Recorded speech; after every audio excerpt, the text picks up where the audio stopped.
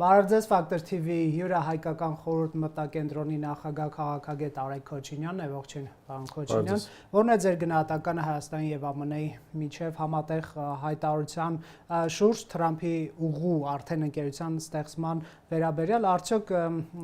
այս փաստաթուղթը ընդհանրապես պատասխանում է այն հարցին, Հայաստանը միջանցք է տալիս ԱՄՆ-ին, չգիտեմ, Թուրքիային, Ադրբեջանին եւ այլոց, թե չի պատասխանում այդ հարցը։ Այդ հարցին վաղուց է պատասխանատված, այդ հարցին Վաշինգտոնյան դեկլարացիա վեր պատասխանատված, ու դրանից հետո հարցեր են առաջացել, հարցերը իրենց գլուխների հետ է կապված, ոչ թե իրավիճակի հետ է կապված։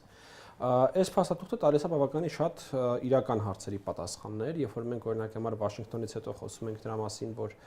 կան բազմաթիվ տեխնիկական հարցադրումներ, ինչպես է ամեն ինչ իրականացվում, եւ անցումը, եւ հողի վրա իրավիճակը եւ այլն, ես կարող եմ ասել, որ այս փաստաթուղթը այդ հարցերի 90%-ից ավելին պատասխանում է, մնացել են ընդամենը մի քանի հարցեր, որոնց պատասխանը դեռևս անհրաժեշտ։ Սա հսկայական քայլ առաջ է, այս անցնող 6 ամիսների ընթացքում իհարկե տարբեր կարող են գնահատականներ լինել, թե հնարավոր է արդյոք այս փաստաթուղթը ավելի շուտ ընդունել, թե ավելի արագ ընդունել, բայց ֆիքսենք, որ տարվա մեկնարկից օրեր անց մեր ձեռքին այլևս կա հայ-ամերիկյան բանակցությունների որոշակի հանգրվան, որոշակի արդյունք, որը նորից եմ ուզում կգտնել, դեռևս բոլոր 100%-ով բոլոր հարցերի պատասխանները չի տվել, բայց բազմաթիվ հարցերի պատասխաններ տվել է։ Հիմա սկսենք այդ պատասխանների մասին խոսել։ Ենթադրում եմ դա հետաքրքիր կլինի։ Դե մեր հասարակության մեջ ամենակննարկվող հարցը դա մաքսային անձնագրային վերահսկողությունը, դրա պատասխանատվության տրված է։ Ինչպես։ Տրված է հետևյալ կերպ, որ կա մաքսային անձնագրային վերահսկողություն, սա 1։ Այն գտնվում է ամբողջությամբ Հայաստանի ինքնիշխանության ներքո, սա 2։ Եվ տեխնիկապես ինչպես է դա իրականացվում, Հայաստանի Հանրապետությունը վարձակալելու է մի, չգիտեմ, միջազգային կամ տեղական կամ որևէ այլ պահնորդական ընկերություն եւ աշխատելու է այդ ճակատային օֆիս, թիկունքային օֆիս տրամաբանության մեջ, այսինքն office, back office, front office, back office։ Այո, ոնց որ դրած է։ Եթե դուք հիշում եք, մենք այս ամեն ինչի մասին ձեր հետ խոսել ենք դեռևս ամիսներ առաջ եւ սա կանխատեսել ենք։ Ուրեմն ինչա տեղի ունենում, օրինակ համար օտարերկրյա քաղաքացին գալիս է սահման, ադրբեջանցի եկավ սահման, Իրան այնտեղ դիմավորում է այդ ուրեմն աշխատակիցը ընկերության, ով իրանից այս փաստաթղթերը վերցնում է, շատ այսպես գրոտեսկային պարզ բացատրենք, հա, այդ փաստաթղթերը պատտվում է տալիս է հայ սահմանապահին, հիմա դա պատտվել է տալը ֆիզիկապես ալում, թե էլեկտրոնային տարբերակավարում, դա կապ չունի։ Հայ սահմանապահը նայում է փաստաթղթերը եւ էլեկտրոնային դեկլարացիան ապրանքների եւ այդ մարդու անձնագիրը եւ այլն, ու արդեն որոշում է կայացնում կանաչ լույս, կարմիր լույս, մուտքը տեղի անում, թե մուտքը տեղի չի ունում։ Փոխանցում է այդ փաստաթղթերը, նա պատտվում է, ասում է Հայաստանի Հանրապետությունը որոշեցին ձեզ տրամադրել մուտք կամ որոշեցին ձեզ չտրամադրել մուտք։ Այսինքն փաստաթղթում շատ հստակ սևով սպիտակի վրա գրված է, որ բոլոր որոշումները կայացվում են Հայաստանի Հանրապետության կողմից, պատկան մարմինների կողմից, եւ այդ front office-ը կամ այդ ճակատային օֆիսը ընդհանրապես միջնորդի դեր է կատարում։ Ընդ որում իմ կանխատեսումը նաև այն է, որ սա ժամանակավոր լուծում է լինելու, ինչ որ ժամանակ անցնելու մենք այս միջնորդի կարիքը չենք ունենալու, երբ որ մարդիկ սովորելու են իրար հետ աշխատել, իրար տեսնել, իրար հետ ապրել, բան, այդ ժամանակավոր։ Բայց մենք նույնը չենք ստանում Նախիջևանով կամ այլ տարածքներով մի առաջ ենք։ Հիմա տեսեք, սա բուն տեխնիկական անցման վերաբերյալ, ընդ որում ես ուզում եմ եւս մեկ անգամ ձեզ հիշեցնել, որ այս անցնող ամիսների ընթացքում դա ամենաշահարկվող հարցն էր, որ այնտեղ չի լինելու մաքսակետ, չի լինելու անձնագրային վերահսկողություն, ինչպես որ դա օրինակ համար տեսնում էին ռուսները նոյեմբերի 9-ի տրամաբանության մեջ։ Տարբերությունը ֆունդամենտալ է։ Այնտեղ չկար անձնագրային մաքսային վերահսկողություն, այնտեղ կար միջանցք ռուսական վերահսկողության ներքո, դա ամեն ինչը պետք է ռուսները անեին, եւ արդեն մի քանի անգամ ըստեյության այդ տեղեկությունը Հայաստանում պատտվել է այդ նամակի պատմությունը, երբ որ ռուսական զորքերի հրամանատարությունը Հայաստանի Հանրապետությանը նամակ էր ուղարկել, պատ էին ուզում այնտեղ կառուցեին, առանձնացնեն այդ հատվածը Հայաստանի մնացած հատվածներից, այնտեղ հատուկ զոնա ըստեյության ստեղծեին եւ այլն եւ այլն։ Այսինքն նա միջանցքային տրամաբանությունը հստակ էր, որ Հայաստանի պետական ինստիտուտները չկան։ Ով որ կհամատի այս երկու պրոյեկտները եւ կասի, որ դրանք նույն բանն են կամ նույն բանի մասին են, կամ հլմի բաներ կասի օրինակ նա ավելի քիչ միջանցք էր կամ սա, կամ էլեմենտար խափեպա սուտասան է, կամ ընդհանրապես ոչ մի չի հասկանում ինքը ինչա խոսում։ Կնեք, բայց գինը Արցախը կորցրինք չտալով այդ ճանապարհը Ռուսաստանին։ Ես այդ համեմատությունը եւ այդ մտավոր կոնստրուկտը կեղծիք եմ համարում, որովհետեւ այնպես չի, որ մենք չենք հասնելու նույն հանգրվանին Արցախյան թեմատիկայում, անկախ նրանից մենք այնտեղ միջանցք տայինք թե չտայինք, որովհետեւ Արցախյան հարցի այս հանգրվանին մենք չենք հասել նրա պատճառով, որ բանը Զանգեզուրի միջանց տվեցինք, Լաչի միջանցքը փակեցին, բլոկադա եւ Հարգելի Ռոբերտ, եթե ռուսները ուզենային եւ կարողանային այնպես անեին, որ Լաչինի միջանցքը բաց մնար, Լաչինի միջանցքը բաց կմնար։ Եթե ռուսները կարողանային մնային Ղարաբաղում, ռուսները կմնային Ղարաբաղում։ Եկեք չմոռանանք շատ ավելի խոշոր գործընթացներ, շատ ավելի խոշոր ուրեմն աշխարհակական զարգացումներ տեղի ունեցան վերջին 4-5 տարիների ընթացքում, որոնք նույնպես իրենց ուղիղ ազդեցություն ունեցան։ Ինչ որ պահին ռուսները չէին ուզում, ինչ որ պահից ռուսները այլևս չէին կարողանում։ Մենք այդ իհարկե չուզելու համար է մեր խնդիրը ռուսների հետ, ոչ թե չկարողանալու, բայց դա առանձին խոսակ։ Իսկ ինչպես ստացվեց, որ ռուսական ենթադրյալ ներկայությանը ըստ նոյեմբերի 9-ի ռուս-ադրբեջանական մեկնաբանության ԱԴՑ-ով եւ այլն փոխարինում է ամերիկյան ներկայությունը հայ-ամերիկյան ընկերության կողմից, այսինքն լրիվ ուրիշ բաներ էլի 5 տարի առաջ քննարկվում։ Ըստ էության Հայաստանը Ռուսաստանին էլ բավականին երկար ժամանակ կոչանում գալու այս ուղղությամբ։ Սա անել։ Սա անելու։ Այո, Հայաստանը բավականին երկար ժամանակ կոչ արել Ռուսաստանին անելու սա, ոչ թե այդ իրանց կայսերապաշտական ծրագրերը բերել փորձել փաթաթել մեր վզին, մի հատ էլ մեր տարածքում գորժ գոտի ստեղծել, մոխրագույն գոտի ստեղծել, հասկանում եք, չվերահսկվող գոտի ստեղծել։ Բայց ռուսները երկու ոտը դրել այդ մի կոշիկի մեջ իրանք իրենց արտատարածքային միջանցքային ուզում են այդ տեսակի չստացան։ Այսինքն չհարգելով հետևանքով Հայաստանի ինքնիշխանությունը դուրս մղվեցին process-ից։ Հիմա վերադառնալով բուն փաստաթղթին։ Տեսեք, նախ եկեք ֆիքսենք, որ եւս մեկ անգամ արձանագրվել է, որ այս ամեն ինչը արվում է, այն հաշվարկով եւ այն ուրեմն մոտեցմամբ, որ Հայաստանը սրա դիմաց ստանալու է միջպետական եւ ներպետական ուրեմն բանի կոմունիկացիայի համարժեք ուրեմն օգուտներ։ Սա եւս մեկ անգամ ֆիքսվել է։ Այսինքն, եթե իրատեսական ժամկետում խելամիտ ժամկետում Հայաստանը չստանա այդ փոխադարձ ուրեմն ներպետական եւ միջպետական փոխադրումները իրականացնելու շահավետ առաջարկները, բնականաբար այս ամենը չի իմպլեմենտացվի։ Որովհետեւ եթե մայր փաստաթղթում ու այս փաստաթղթում դա նշվում է, դա հենց չի նշվում, ժողովուրդ ջան, դա նշվում է այն նպատակով, որ դա այն ինչ որ մենք ակնկալում ենք ստանալ սրա դիմաց, եթե մենք դա չենք ստանում, էսա էլ չի իրականացվում։ Ինչ եք ակնկալում, շատ կոնկրետ, երբ ասում եք փոխադարձ օգուտներ, այնտեղ անխոչնդոտ անցում եւ այլն, բայց այստեղ ի դեպ անխոչնդոտ բառը էլի կա։ Անխոչնդոտ բառը կա եւ դրա հետ կա մի անգամ անխոչնդոտ բառ ու կա, եթե ճիշտ եմ հաշվել 17 անգամ նշած ինքնիշխանություն բառ։ 16-ն է հաշվել, 16, օքեյ, 16 անգամ թող լինի գրած ինքնիշխան բառ, 14 անգամ գրած իրավազորություն, ժողովուրդը էլի քանի անգամ գրեն, որ པարզ լինի, որ այդ անխոչնդոտը որևէ կերպ չի վերաբերվում ինքնիշխանությանն ու իրավազորությանը։ Նաև իրավազորությունը, որը ոչ պակաս կարևոր է։ Հիմա տեսեք, ինչ ենք մենք ակնկալում։ Առաջինը ակնկալում ենք մնացած բոլոր կոմունիկացիաների ապաշրջափակում, այսինքն Ղազախ-Խիջևան ճանապարհը, Երասխ-Նախիջևան ճանապարհը, այսինքն մենք Նախիջևանով որպեսի հնարավորություն ունենք մուտք գործել Իրան եւ Նախիջևանով նաև կապվենք Հայաստանի հարավի հետ, որովհետեւ դուք գիտեք, դա ժամերով ավելի կարճ ճանապարհ է, քան Հայաստանի տարածքով։ Նույնիսկ ինձ թվում է ավել, եթե Մեղրին է օրինակ համար մեջնակետը, հա։ Եվ Իջևանով էլ Ղազախով էլ ճանապարհ ունենք դեպի Կասպից ծով ու ունենք դեպի Ռուսաստան ճանապարհ,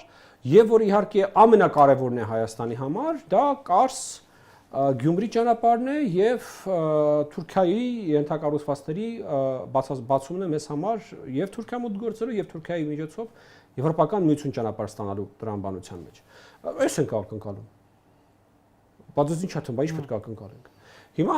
սա այդ փոխադարձության վերաբերյալ։ Բայց մի հարցի չպատասխանեցիք, որ Ադրբեջան front office, back office ծառայություններ մեզ չի մատուցել ոնց հասկանում։ Հա չի մատուցել։ Եվ դա վատ է։ Եվ դա վատ է։ Որովհետև ես եւ դուք եթե անցնելու լինենք այդ ճանապարհով, անվտանգային մտահոգություն։ Դե դուք չի գալի մի անցեք։ Բա ինչու են թույլ տալիս նրանք անցնել այդ դեպքում։ Դու թույլ են տալիս որ իրանք անցնեն։ Զիջեցինք մի կողմանի։ Եվ դրա դիմաց ստացած մնացած ամեն ինչը։ Գիտեք, Ռոբերտ, շատ ինձ թվում է մեկ-մեկ այդ մանկամիտ հարցն առաջանում։ Իսկ ուտա Ժորժ ջան, իրանք պատերազմ հաղթել են։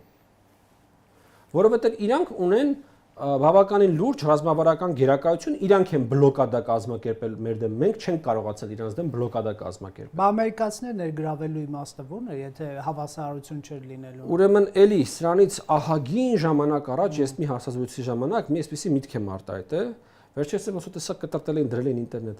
Ուրեմն ասում էի,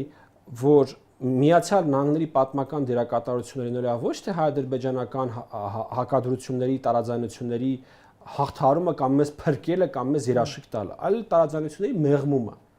Եվ հենց դա էլ եղավ։ Միացյալ Նահանգները չեկան մեզ փրկելու, ինչպես որ ոչ մեկ չի գալու մեզ փրկելու։ Միացյալ Նահանգները եկան ստեղծեցին շատ ավելի տանելի բարտեր, շատ ավելի տանելի փողզիչում կողմերի համար, համաձայն որի մենք գնացինք այս ճանապարհով եւ դրա դիմաց ստացանք ապա շրջափակում։ Իսկ այն պնդումները, որ ԱՄՆ-ին միջանց տվեցինք, չգիտեմ, աշխարհակաղակական բախումների դաշտ կոչեմ անում, բերել այդ փաստաթուղթը կարդալ, հասկանալ դա միջանցք է, թե դա միջանցք չի։ Դա միջանցք չի։ Միջանցքն է ինչ որ ռուսներն էին ուզում։ Սա միջանցք չի։ Բայց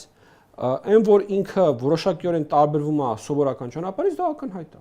Եվ այո, դա այն գինն է, որը որ մենք ըստ էության վճարում ենք բլոկադայից դուրս գալու համար։ Որովհետև ադրբեջանցիք բաշարել էին մեզ բլոկադայի մեջ դնել, մենք չենք բաշարել ադրբեջանցիներին բլոկադայի մեջ դնել։ Բաշարեինք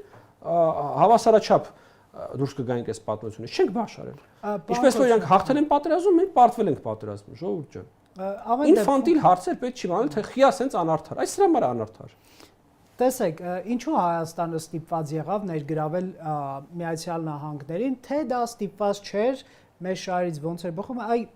որոշակի անհավասարության կոմպոնենտ կա այստեղ, 26%-ը TRIP ընկերության ՀՀ-ինն է, 74%-ը ԱՄՆ-ին է։ Եթե այսպես կատարյալ ավելի առավելապաշտական ձգտումներով գնայինք, մենք կստեղծենք ինչ-որ մի ընկերություն անունը դնելով Փաշինյանի ուղի կամ չգիտեմ ում ուղի եւ միայն մենք կտնօրինենք, ինչու կիսել, եթե կարելի է չկիսել։ Նախ շատ տեխնիկական է թե վերաբերվենք հարցին, ներդրումների հարց կա, Միացյալ Նահանգները անհամեմատ ավելի մեծ ներդրումներ անում ենթակառուցվածքի մեջ կամ հայկական կողմը։ Ասում եք թե ինչու են թվերը այսպեսի։ Այո, դա առաջինը։ Հասկացա։ Երկրորդը, եկեք ձեր հետ ֆիքսենք նաև, որ եթե այն ինչ որ դուք ասում եք հնարավոր լիներ, դա կլիներ։ Միայնական է։ Այո, բայց դա հնարավոր չեղավ։ Եթե դուք հիշում եք, Վաշինգտոնից առաջ եղավ Աբու Դաբիի հանդիպում, որտեղ կողմերը ըստ էության կոմպրոմիսի եկան բոլոր հարցերի շուրջ, բացի մեկից։ Եվ այդ մեկը ենթակառուցվածքների ապաշրջափակումն էր։ Այդտեղ կոմպրոմիսի կար չստացվեց։ Ես չեմ բացառում, որ այն տարբերակը, որը օրինակ դուք եք առաջարկում, հայկական կողմը առաջարկել է եւ չի ստացվել։ Չի ընդունել իմ այդ առաջարկը Ադրբեջանը։ Ես օրինակ երբ նայում իրանք ինչ էին ուզում, իրանք ուզում էին երաշխիքներ, որ այն ինչ որ իրանք Հայաստանից կպայմանավորվեն, այլևս ապագա քաղաքական կոնյունկտուրային փոփոխությունների պարագայում այլևս չի փոխվի։ Եվ այդ երաշխիքը իրանք տեսան Միացյալ Նահանգների միջոցով ստանալու հնարավորություն, մենք էլ տեսանք Միացյալ Նահանգներից հակառակ երաշխիքները, անվտանգության այս ամբողջ պրոյեկտների իրականացման երաշխիքները եւ մեղմելու ռիսկերը հնարավորությունը։ Այսինքն եկավ միած ստեղծվեց մի հատ իրավիճակ, երբ որ այդ բրոքերը, այսպես ասած, ընդունելի դարձավ եւ հայկական կողմի համար եւ ամերիկյան կողմի համար եւ այդ գործակը կնքվեց։ Բայց նույնիսկ եմ ուզում կգնել, որ շատ մեծ տարբերություն կա այն ակնկալիքների կամ այն հույսերի մեջ, որոնք որ ես տեսնում եմ Հայաստանի քաղաքական դաշտի մի ստվար հանդիպվածների մոտ, որոնք իրենց համար նոր փրկիչ էին ման գալու Ռուսաստանին փոխարինող։ Եվ այն իրավիճակը ինչ որ տեղի ունեցավ, սա փրկչություն չէր, սա ռիսկերի եւ սա ռիսկերի կառավարելի դարձնել էր եւ ռիսկերի մեղմում էր։ Տեսեք, ինֆորմացիոն արագ հոսքերի դարում մարդիկ հաճախ մոռանում են 3 ինչ վիճակ էր, հա, եւ մեր պարագայում հուսանք ընդմիշտ կմոռանանք եւ դա տեղի չի ունենա սահմաններում զոհեր, կրակոցներ եւ Ադրբեջանի նախագահի սպառնալիքներ, որ եթե միջանց չտակ ուժով կգրավեմ, դա 21-22 թվերին հատկապես շատ սուր էր, հա։ Կարելի է ընդհանրապես, եթե այսպես դիտարկենք սառը հաշվարկի տրամաբանությամբ, փակված է այդ սպառնալիքով միջանց գրավելու այդ միջանց կա, այո, խնդիրը։ Ես կարծում եմ, որ այո, ենթակառուցվածքների թեման փակ է, ենթակառուցվածքների լուծան գնացել է այն ուղով, որ ինքը գնացել է։ Ընդհանրապես ասել, որ հայ-ադրբեջանական հարաբերությունների համատեքստում սպառնալիքների շրջանը եւ ուժի կիրառման կամ ուժի կիրառման սպառնալիքի դա շրջանը փակված ամբողջությամբ, նույնպես ես կարծում եմ վաղաժամ է, բայց նաեւ հնար է չտեսնել այն փոփոխությունը, որը եղավ 1 տարվա ընթացքում։ Եկեք հիշենք 25 թվականի սկզբի իրավիճակը, երբ որ մենք լրջորեն մտածում ենք ներխուժման հնարավորության եւ դրա ռիսկերի մասին, եւ վերջի իրավիճակը, որ ամենակնարկվող թեման ադրբեջանական բենզինն է մեր շուկայում։ Սա ահռելի տարբերություն է, սա տասնամյակների տարբերություն է։ Ուրիշ կոնֆլիկտները այդ տրանսֆորմացիայի մակարդակի հասնում են տասնամյակների ընթացքում, հա։ Այս առումով սա իհարկե պետք է գնահատել, բայց նաև պետք է արձանագրել, որ գլոբալ փոփոխություններ, այսինքն որոնք են հա գլոբալ փոփոխություններ, դա խաղաղության համաձայնագրի ստորագրումն է, դա հայ-թուրքական սահմանի բացվելն է, դա հայ-ադրբեջանական սահմանի բացվելն է, ոչ թե այսպես հատ ինչ որ բանով օպերացիոն մակարդակով, որ այս օպերացիան կարող է իրականացնել, այլ ինստիտուցիոնալ մակարդակով։ Դրանք դեռևս տեղի չեն ունեցել։ Ինչի պատճառով տեղի չեն ունեցել, դարձյալ հետևելով ինչ են խոսում եւ ինչա տեղի ունենում Ադրբեջանում, իրենք չեն ուզում այս պայծրությամբ անել քայլեր, որոնք անբեկանելի կլինեն։ Այսինքն իրանք շրջադարձելի զարգացումներ են այս պայծրությամբ դեռևս ուզում իրականացնել Հայաստանի հետ։ Ինչու՞։ Իրենք սպասում են հունիսին Հայաստանում ընտրություններին։ Իրենք ունեն մտավախություն, որ հիմա կարող են անել ինչ-ինչ քայլեր, որոնք իրենք հետո էլ հետ վերցնել կոպիտ ասած չեն կարողանա, բայց Հայաստանում օրինակհամար ինչպես իրենք են դա տեսնում, կան իշխանության ռևանշիստ ուժեր։ Հա։ Այնպես որ այդպես այլևս անշրջադարձելի զարգացումներ ամենայն հավանականությամբ տեղի կունենան հունիսյան ընտրություններից հետո։ Ինչպիսի նշանակություն ունի այս խորհրդանական ընտրությունը Հայաստանի ապագայի եւ ընդհանրապես ռեգիոնալ անվտանգության հարաբերությունների տեսանելի են իհարկե տարբերությունը եւ իշխանության խոսույթի եւ ընդդիմությունը հաճախ կարող է ուղիղ կասկածի տակ չդնել օրինակ 17 կետանոց համաձայնագիրը, այլ ասել մենք կխմբագրենք ավելի լավ բաներ կառաջարկենք, հա, սրանք վատն են կամ ասենք օրինակ գերիների կամ տարածքների օկուպացիայի հարց կամ Արցախի հայերի վերադարձի հարց դրած չի, մենք կդնենք թրիփը մի քիչ կերկարացնենք կամ այսինքն սրանք հնչում են նարատիվներ, որոնք բարելավման տրամաբանություն ունեն։ Նրանք երբեք չեն ասում մենք գալու ենք, չեղարկենք եւ պատերազմ հայտարենք Ադրբեջան։ Այս իմաստով ո՞րն է ձեր տեսակետը։ Նախ այդպեսի բաներ ասողներ կան։ Դե հա, ես խորհրդանական ընդդիմության։ Ինչ վերաբերում է խորհրդանական ընդդիմությանը, ապա նախ ինչ հետաքրքիր ոնց իրենք պատրաստում փոփոխության ենթարկել փաստաթուղթ, որը ստորագրված է այդ ու նաև Թրամփի կողմից։ ԱՄՆ-ին կասեն եկեք բանը։ Հա, եկեք վերանայինք այդ բանագիրը, ամերիկացիներն էլ ասենց Թրամփը գալու է, ասի հա դե որ դուք եք ասում, եկեք վերանայինք այդ փաստաթուղթը իհարկե։ Այդ մասով եւ երկրորդը ինչ որ մի հատ կելի կարճ բան եմ ասելու վերաբերող օրինակ այդ գեյների թեմային, գիտեք, ինձ համար այնքան խոսուն եւ այնքան մեծ ցուցիչ էր այն ինչ որ տեղի ունեցավ անձամբ իմ հետ օրինակի համար, երբ որ մեր խումբը այցելել էր Բաքու եւ մենք վերադարձել էինք, մարդիկ առանց մեզ լսելու, առանց տեղյակ լինելու ընդհանրապես խոսակցությունից հելել էին իրար հերթ տալով բառաչում էին, որ մենք այնտեղ գեյների հարց չենք բարձրացրել։ Այդ թվում նաև այստեղ ավարում մեկը բառաչում էր թե եկեք չվիրավորենք, որ ես այնտեղ գեյների հարց չեմ բարձրացրել, մինչդեռ դա եւ մինչեւ գնալն էինք բարձրացրել եւ գնալու ժամանակ էինք բարձրացրել եւ ընդհանրապես հնարավոր բոլոր հարթակներում դրա մասին խոսացել ենք եւ այստեղ եւ այնտեղ։ Ու սա շատ ցուցիչ է, ես ինձ համար սա ցուցիչն է նրա, որ նույնը տեղի է ունենում նաեւ ուրեմն track 1-ում, այսինքն պաշտոնական բանակցությունների հարթակում։ Ես բացառում եմ հնարավորություն, որ Հայաստանի իշխանությունները չեն բարձրացնում գերների վերադարձի հարց եւ չեն անում ամեն հնարավորը դա իրականացնելու համար։ Բայց այդ մարդիկ Երևանում չեն նստած, այդ մարդիկ Բաքվում են նստած։ Որոշումը իրանց վերադարձի Երևանում չի ընդունվելու, Բաքվում է ընդունվելու։ Հիմա ինչ վերաբերվում է ուրեմն ով կլինի Հայաստանում իշխանությունը հարցին, ինչ վերաբերվում է, եթե ինչ վերաբերում է դրան։ կոնկրետ ասենք։ Տեսեք, ոչ թե տարիներ, այլ տասնամյակների ճակատագիրն է այս պետության որոշվելու առաջիկա հունիսյան ընտրություններում, որովհետև արտաքին քաղաքականության մեջ շատ հստակ դրված են անելիքներ եւ հնարավորություններ, որոնք պետք է իրականացվեն, դա հայ-ադրբեջանական խաղաղության համաձայնագրի ստորագրումն է, դա հայ-թուրքական կարգավորումն է, դա Հայաստանի արտաքին քաղաքականության դիվերսիֆիկացիայի գծի շարունակությունն է եւ այլն եւ այլն, եւ ներքին քաղաքականության մեջ դրված են հարցեր։ Դա Հայաստանում ժողովրդավարական ընթացքի շարունակությունն է, ռեֆորմների շարունակությունն է եւ այլն եւ այլն։ Ես լավագույն մաղթանքներ ունեմ այն մարդկանց, ովքեր որ կարծում են, որ Ռոբերտ Քոչարյանի, Սերժ Սարգսյանի կամ ռուսաստանցի միլիարդատիրոջ հետ հնարավոր է Հայաստանում ժողովրդավարական ընթացք ապահովել։ Ինչու՞ հնարավոր։ Որտեղ մենք տեսել ենք այդ մարդկանց Ռոբերտ Քոչարյանի, Սերժ Սարգսյանի ժողովրդավարական ընթացքը մենք տեսել ենք։ Ես եւ դուք բավականաչափ տարիք ապրել ենք, որպեսզի հիշենք այն ինչ տեղի ունենում Սերժ Սարգսյանի եւ Ռոբերտ Քոչարյանի ժամանակ այս երկրում։ Իսկ ինչ վերաբերում է ռուսաստանցի միլիարդատիրոջը, ռուսաստանցի միլիարդատերերը չեն լինում այլ բան, քան Ռուսաստանի իշխանության գործիքները։ Հնարավոր չի լինել Ռուսաստանում միլիարդատեր եւ չլինել Ռուսաստանի իշխանությունների գործիք։ Այդ երկիրը չի։ Այդ երկիրը չի, հնարավոր չի այնտեղից անկախ քաղաքական ուժ ունենալ։ Եթե որևիցե երկրում կա ռուսաստանցի միլիարդատերով զբաղվում է քաղաքականությամբ, Վրաստանը ձեզ դրա լավագույն օրինակ։ Ապա դա Ռուսաստանի ազդեցության գործակալն է այդ երկրում։ Ռուսաստանցի միլիարդատերը չի կարա այլ քաղաքական գիծ վարի, քան իրեն կկարգադրեն Մոսկվայից։ Սա այդ երկրի առանձնահատկությունն է։ Այնպես որ հետաքրքրությունների արդյունքները նույնից դժվար է գերագնահատել են արդյունքները, որոնց մենք ականատես ենք լինելու։ Ես երևի թե նույնիսկ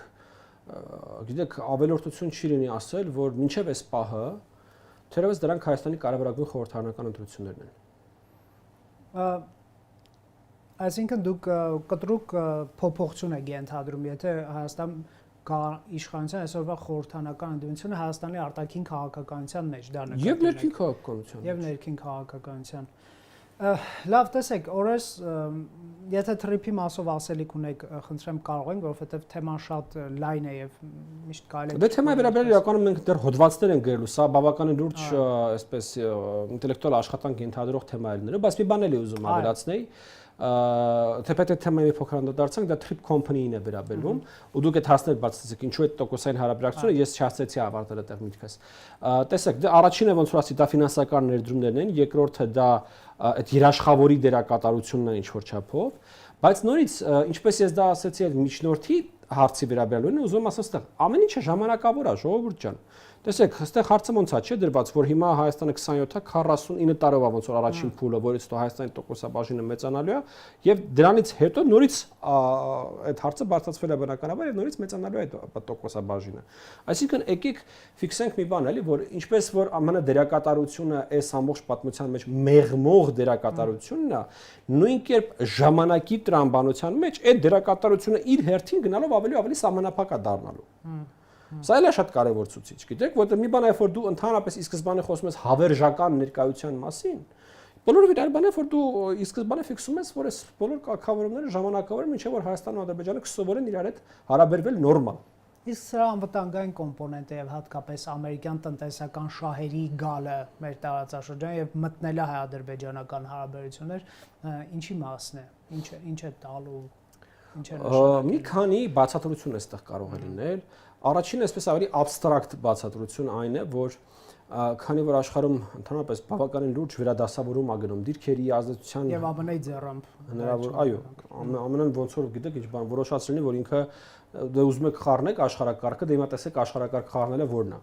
Ցույց է տալի, որ եթե ինքը ուզենա աշխարհակարգը խառնել, ինքը ոնց կխառնի աշխարհակարգը։ Հայաստանի համար եւի կարևոր որ ԱՄՆ-ի համար խնդիր չի, էլի, գործընկեր այդ հա, ընդհանրապես ուժի տակ ընկնելու sense պարագաներում իհարկե ավելի լավ արենել իրենց կողմից քան իրանց դեմ, այդ միանշանակ։ Ուրեմն հիմա այդ վերադասավորների տրամաբանության մեջ միշտ ավելի լավ է ունենալ մի հատ ավել տարածաշրջան քո ներկայությամբ, մի հատ ավել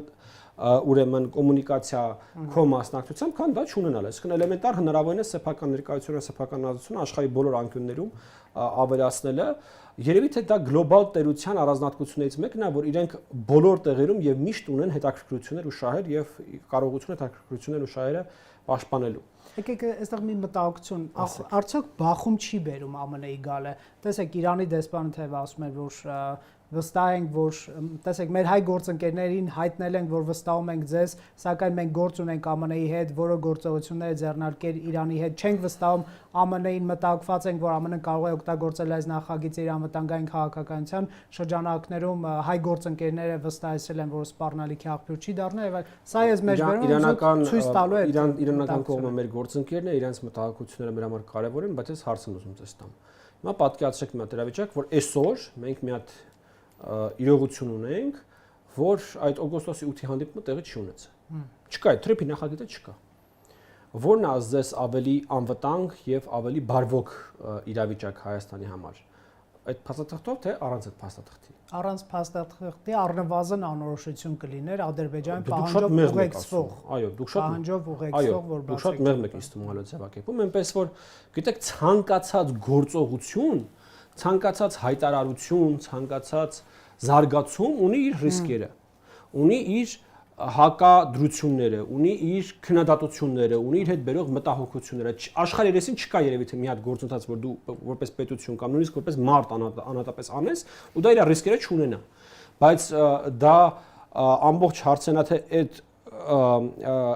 գործողությունը անելով դու քո ռիսկերը ավելի կառավարելի ես դարձնում, թե ավելի անկառավարելի ես դարձնում։ Ինձ համար միանշանակ է, որ թրիփը մեր ռիսկերը դարձնում ավելի կառավարելի։ Իսկ բախման վտանգը, չգիտեմ, Իրան, Ռուսաստան, էտել է էլի շոշափում, որ դա ռիսկեր են, որոնց հետ մենք պետք է աշխատենք եւ Իրանի մասով եւ Ռուսաստանի մասով մենք ունենք լրջագույն տնային աշխատանք իրականացնելու։ Իդեպ Ռուսաստանի մասով ես բավականին կարևոր եմ համարում վարչապետի արած հայտարարություն այն մասին, որ այդ 3 հատվածներում, հա, Երասխ, Նախիջևան, Կարս, Գյումրի Կարս եւ Իջևան ուրեմն ադրբեջանական սահման հատվածներում, ինչպես նաև ներսում Իջևանից Դիլիջան հատվածներում ինքը կոչ արել ուրեմն ռուսական կողմին անել ներդրումներ եւ անել շինարարություն, նաև ավելացրել թե ռուսական կողմը դա չանի, դա կանենք մենք։ Իդեպ հիշեցնելով կոնցեսիայի մասին պայմանագրի համապատասխան դրույթը, եթե դա մենք ենք կառուցում, դա չի մտնում կոնցեսիայի մեջ, դա վերադառնում է մեր վերահսկողության ներքո։ Իհարկե այդտեղ նաև հարց է բարձրանում, երևի թե որ այսօրվանից պետք է մտածել դրա մասին, դա Հայաստանի ազգային օպերատորի վերականգնումն է, որպես իրավաբանական անձ։ Երկաթուղային Այո, այո։ Որը երևի թե այսօր է պետք անել հաջորդ փուլերին պատրաստ լինելու համար։ Դա այդ մասով ու քանի ես թվանել ենք բացի մի բան եմ ուզում ասեմ, այդ բավականին քննարկվեց հայրականության մեջ այդ ռուսական ռոպագանդիստի արած հայտարարությունը։ Այո, ես ուզում եմ դա հարցնել։ Լավ, եկեք լուրջ ընկալել, թե չէ, որովհետև Ուկրաինայի հետ է համեմատություն արվում եւ կնեք մի հարցել,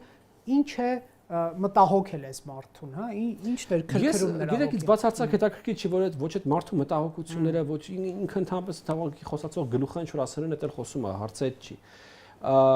Հարցը ուրիշ բան է։ Ինձ օրինակ բավականին զարմացրեց եւ ավելի շատ մտահոգեց արձագանքները այդ հայտարարությանը։ Տարբեր ուրեմն հայաստանյան գործիչների մոտ, որ չհամարձակվեք քննադատել Սոլովյովին, ուրեմն եւ օրինակ sense հարցերի մոտս առաջացավ։ Ես հիշում եմ, որ երբ որ Ուկրաինայում սկսվել էր այս չակերտավոր, այսպես կոչված այդ հատուկ ռազմական գործողությունը, իրական պատերազմը, այնտեղ տեղի հայերի մեջ հավաքագրումներ էին իրականացվում, ակտիվիստներ էին առաջացել այդ բանի այդ գործակալը հոգեվորական հագուստով օրհնում էր այդ խմբերին, որոնք գնում էին Ուկրաինա պատերազմելու, հա, հայեր։ Հիմա մոտ օրինակ եթե Աստված չանի, վաղ Ռուսաստանը հատուկ ռազմական գործողություն իրականացնի Հայաստանի դեմ։ Այդ հայերը էլի հավաքագրվելու են Հայաստանի դեմ, գալու են այդտեղ հատուկ ռազմական գործողություն իրականացնելու եւ այդ գործակալը հոգեվորականի շորերով օրնելու է Հայաստանի դեմ իրականացվող այդ հատուկ ռազմական գործողություն։ Ես ունեմ մտավախություններ, որ հենց այդպես է լինելու է։ Իմ համար շատ ավելի մտահոգիչ է դա, որ մարդիկ կան, որոնք որ Հայաստանի քաղաքացիներ են կամ իրենց հայ են անվանում, մարդիկ կան, որոնք հայաստանյա Սուրբ Առաքելական եկեղեցու մասն են, բայց որոնց այդ կատաստրոֆիկ, հա, այդ սարսափելի ամենասցենարի պարագայում ես չեմ կասկածում, որ որոնք գործելու են ի նպաստ ռուսական կայսրության եւ դեմ Հայաստանի Հանրապետության։ Ի վերջո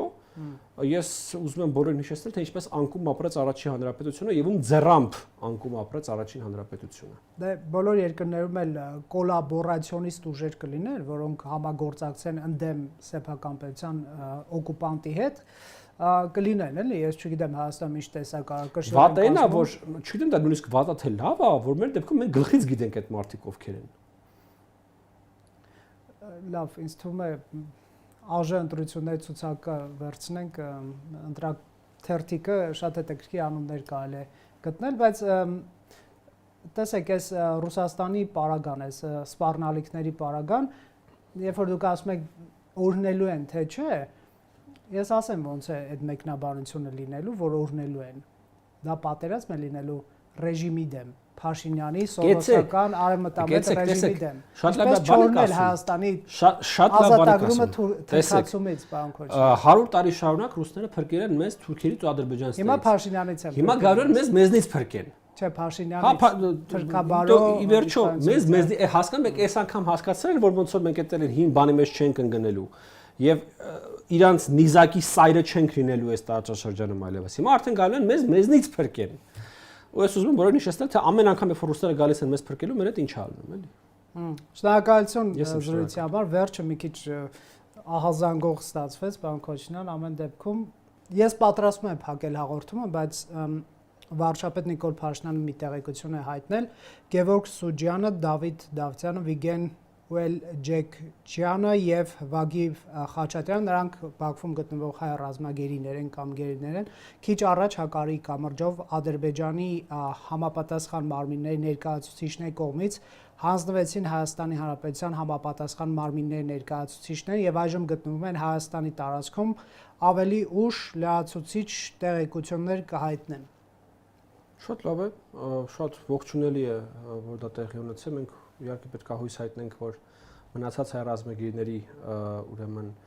ճակատագիրը նույն կերպ կստացվի եւ իրենք նույնպես կվերադառնան Հայաստանի Հանրապետություն, ընդհանրապես այս հումանիտար հարցը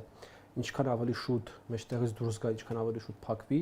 այնքան ավելի լավ թե Հայաստանի եւ թե Ադրբեջանի համար ես կարծում։ Իսկ ինչ է կարծում, ինչու է նման որոշում կայացվել Ադրբեջանի ղեկավարության։ Որպես առիթ ես կարծում եմ շատ նման է իրավիճակը նրան, որ Վաշինգտոնում կնքված այս 3 փաստորեն փաստաթուղթը տեղահասել եւ դրական արձագանքի արժանացել նաեւ Ադրբեջանում ու Ադրբեջանը արել է իր քարը դրա հետ։ Ես հիշեցի, որ դուք Բաքվից եկել եք եւ այն ժամանակ զգուշավոր լավատեսություն եք հայտնում, որ որոշակի դրական զարգացումներ կլինեն գերինե վերադարձի հարցով, ինչ է կարծում սպասել առաջիկայում էլի գերինե վերադարձ։ Ինչ է Ես եթե հիշում եք մի անգամ այսպեսի միտք եմ արտահայտել, որ շատ նման է նրան, որ Ադրբեջանը իր համար տարանջատել է հայ գերիներին ուրեմն խմբերի, այսպես ասենք, հա, եւ ռազմաքաղաքական ղեկավարները մի խումբ են, մնացած բոլորը մեկ այլ խումբ են, եւ այդ մեկ այլ խմբի հետ կապված ճիշտ ասած իմ տպավորությունը նա է, որ վաղ թե ուշ այդ մարդիկ վերադառնալու են, իսկ ինչ վերաբերվում է ռազմաքաղաքական ղեկավարներին, ապա առնվազն այս պայմանությամբ ես տեսնում եմ, որ կեցվածքը եւ մոտեցումը այդ մարդկանց նկատմամբ շատ ավելի կոշտ է եւ շատ ավելի անզիջում տեսք ունի, այնպես որ ես կարծում եմ հաջորդ փուլի վերաբերյալ խոսակցություններ պետք է կլինեն եւ առավել հավանական եմ համարում մնացած ուրեմն խմբի վերադարձը ոչ քաղաքական դեմքերի, ոչ ռազմական ղեկավարների։ Եվ կնեք շատ հետաքրքիր նյուանս է, որ հայ-ադրբեջանական սահմանով է, ոչ թե Վրաստան են տարվում կամ դա կարևոր է։ Իդեպ ես նկարագրեցի այն թե ինչպես են այդ իրավիճակը տեսնում Ադրբեջանում, բացարձակապես ոչ այն ինչպես դա տեսնում եմ ես կամ տեսնում են Հայաստանում։ Ես կարծում եմ Հայաստանի համար որևէ տարբերություն չկա այդ մարդկանց մեջ, եւ բոլոր մարդիկ պետք է վերադառնան բնականաբար Հայաստան։ Ընդհանրապես փորձում են ներկայացնել, թե ինչպես են իրենք դա տեսնում։ Շատ լավ էր, կարևորը տեղեկությունը լավ տեղեկություն էր։ Շատ լավ։ Հուսանք ընտանիքները կուրախանան, շնորհակալություն պարոն Քոչինյան, Factor TV-ում հյուրընկալել ենք Արեգ Քոչինյանին։